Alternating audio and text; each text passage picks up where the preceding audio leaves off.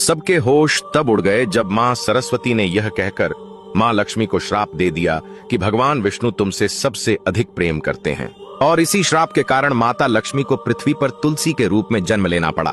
कहानी उस समय की है। वैकुंठ लोक में माँ सरस्वती, लक्ष्मी और गंगा देवी में बहस हो गई कि तीनों देवियों में से भगवान विष्णु सबसे ज्यादा प्यार किसको करते हैं, क्योंकि सरस्वती ज्ञान, विद्या और कला की देवी थी, लक्ष्मी धन, वैभव और समृद्धि की देवी और गंगा पवित्रता, शांति और शुद्धता की थी।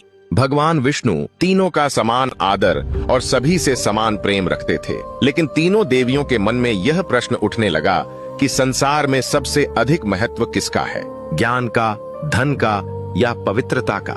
यह विचार धीरे धीरे बहस में बदल गया।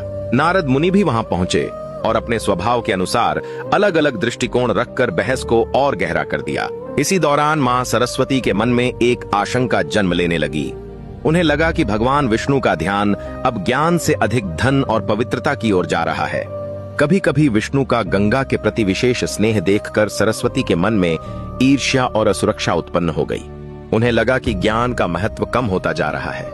जब सरस्वती ने इस विषय पर मां लक्ष्मी से समर्थन चाहा, तो लक्ष्मी ने किसी का पक्ष नहीं लिया और शांत रहने का प्रयास किया। लेकिन यही शांत रहना ही मां सरस्वती को धोखे जैसी लगी। क्रोध और भावनाओं में बहकर उन्होंने लक्ष्मी को श्राप दे दिया कि तुम वैकुंठ छोड़कर पृथ्वी पर पौधा रूप में जन्म लोगी।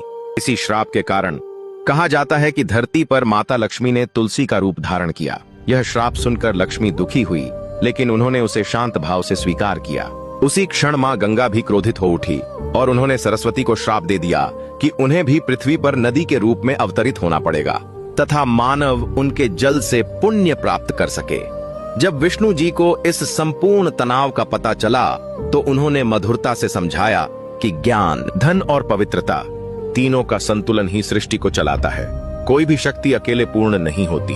धन और ज्ञान दोनों का मूल्य है, पर ज्ञान बिना धन का सही उपयोग नहीं कर सकता और धन बिना ज्ञान उपयोगी नहीं रहता। इसीलिए दोनों का संतुलन आवश्यक है। विष्णु ने लक्ष्मी को आश्वासन दिया कि पृथ्वी पर उनका तुलसी अवतार भी अत्यंत पवित्र और पूजनीय होगा, और सरस्वती व गंगा को भी उनके दिव्य उद्देश्य का बोध कराया। अगर आप मानते हैं कि जीवन में ज्ञान, धन और पवित्रता तीनों का संतुलन ही सच्ची सफलता है, तो कमेंट में लिखिए जय श्री हरि विष्णु।